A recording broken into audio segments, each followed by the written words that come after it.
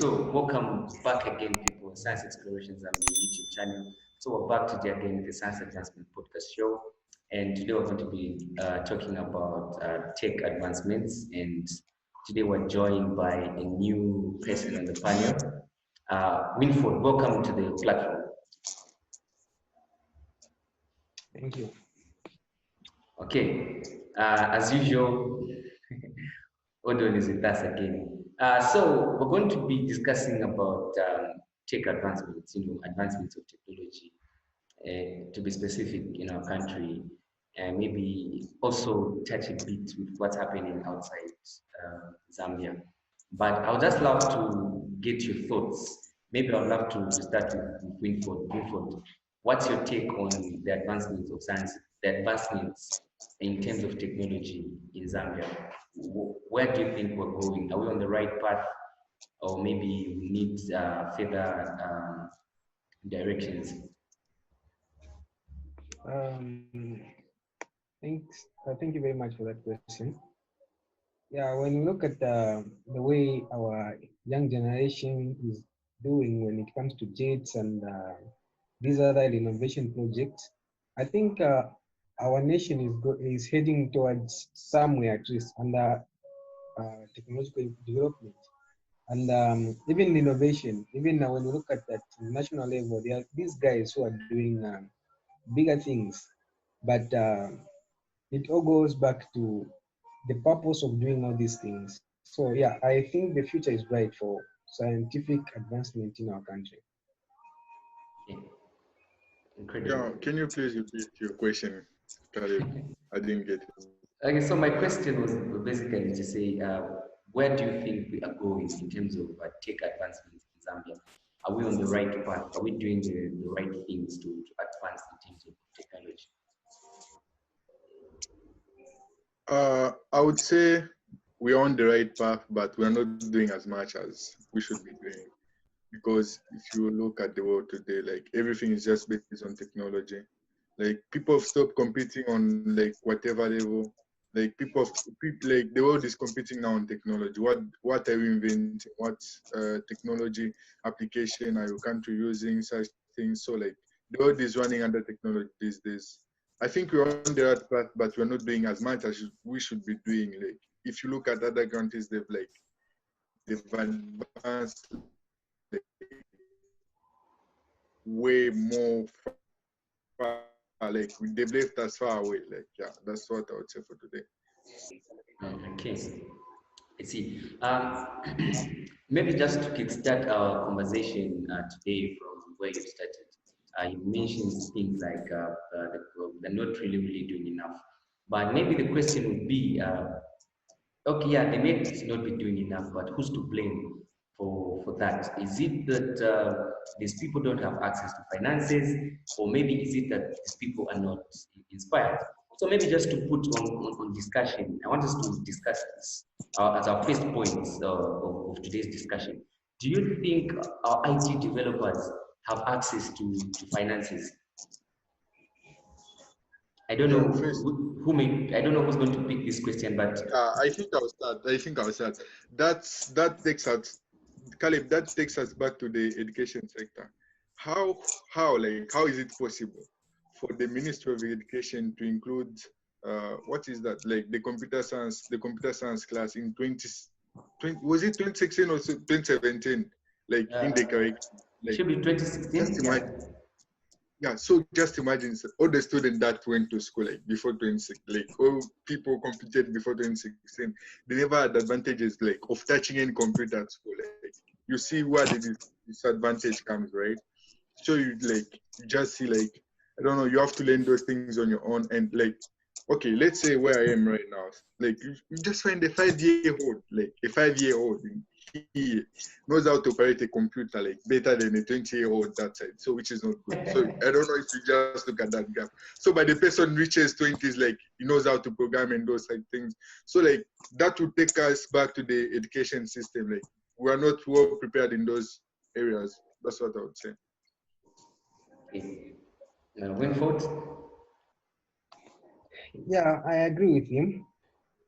But for me, I also believe that this is a two-way blame. We can blame the education system and we can also blame the individual.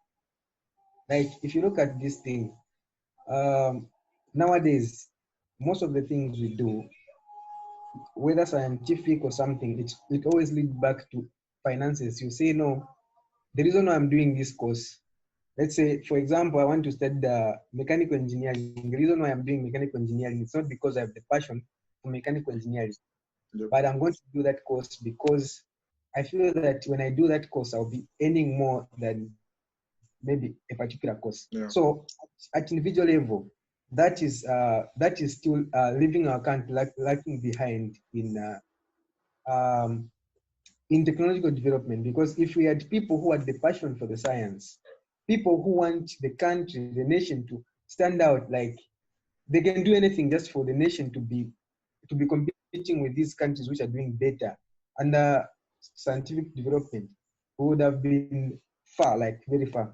Then again, when you look at on the education system, as he has put it, like if you look at the materials, first of all, the things we are learning at school, uh, like you try to compare it with what the information that grade 12s in our country, those guys who are doing just natural sciences, if you look at the number of people who are doing natural sciences and those who are doing pure sciences, you'll find that the number of people who are doing natural sciences is bigger than the number of people who are doing what natural sciences. So if you look at The pure the sciences. information that's given Okay. to these guys who are doing natural sciences is nothing compared to the information that these guys are getting like it's the information that grade 10s, grade 9s, grade 10s are learning in other countries. That's the information they're giving to our people who are going into university in our country. So if you look Yeah. at that, that is a problem on its own. Yeah. We need to be competing at that level with these guys who are doing far much better. At least, even if we don't have the resources, let the education system be standard to what these other guys are also doing, so that at least we can be Yeah. like the table can be plain. Okay, yeah, I really much agree with what Winford is saying. You know, when something is introduced at a younger age, right? You even get the passion of like, I must do it, I must be doing these things. You know, when you start something at a younger age, you like you have more time to do things. Just imagine like someone's like, I started programming just last semester, which is not good. Like I should have like you find out, just look, right? Caleb, you find out that you're competing with people, someone who has started programming like at 10. Yeah, 10 years, I imagine. Yeah, at 10, the person started programming. Then you are like, I don't know, 20 or something, or 18, then you start programming. Don't you see the disadvantage that you are having competing with that person? Okay, I agree with what you guys are saying. You're bringing very, very solid points, and I agree. Because I'm a guy who's pursuing computer science, and I've not started doing programming. Like, it's the first time I'm going to be introduced to these languages, and I'm trying my level best to equip myself. But I think I want to believe that in as much as we may not have, we may talk about the education sector and everything. I feel finances have not been invested in the IT department or IT industry, because if you look at, there are a lot of people who are so passionate about IT. I know young developers. I know of people that are doing well in the areas of programming, people that can program very well, people that can come up with good applications, people that have got startup companies that are trying to advance technology in the country. But I think the problem is with the finances. Maybe these people are not really being financed like they should. But again, it all dates back to the education sector, just like you guys have put it. Because what we are being taught in Zambia is just to grasp information. It's about theory. It's about me memorizing that concept of the tool, so that I just pass um, the exam. You see. So I think that's where the problem is when it comes to these things. Yeah, can I add on some? Can I add on something? Yeah. Yeah, the other thing is like, except for like finances, like that is I think finances is a major problem, right? Let's talk about mindset first. Like when uh When people have mindset about technologies and other things, you just find that finances won't be like hard to like remove because people do not have the technology. What do I call it? Technology mindset. I think we are still based on like hot theories, like why you just do things on paper or something. Like Yeah, we yeah, should understand that things have moved now. Like like what would I say? Like there's no more use of paper. Like yeah. if you find like everything these days, how is an university like I don't know, ones are still doing the application on like written things like up to now in Yeah, this which is school? which is not supposed to be the case. I agree with you. Which is Yeah, not supposed to be the which is case. not supposed to be the Yeah, case. Like everything is computerized these days. I don't know if you get it. So if we change the mindset, you know, like the little you do, like you don't change the mindset that like you just change everything. They can start like, okay, this year, this particular number of students to apply online instead of applying on paper, something like that. That would be something to look up to. I think so. yeah. Winford.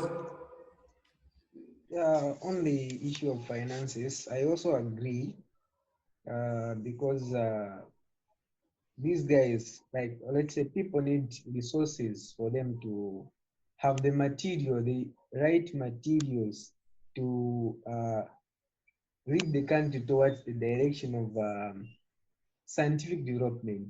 Yeah, true, And I true. think science, like science, I believe that science is the backbone of each and every economy.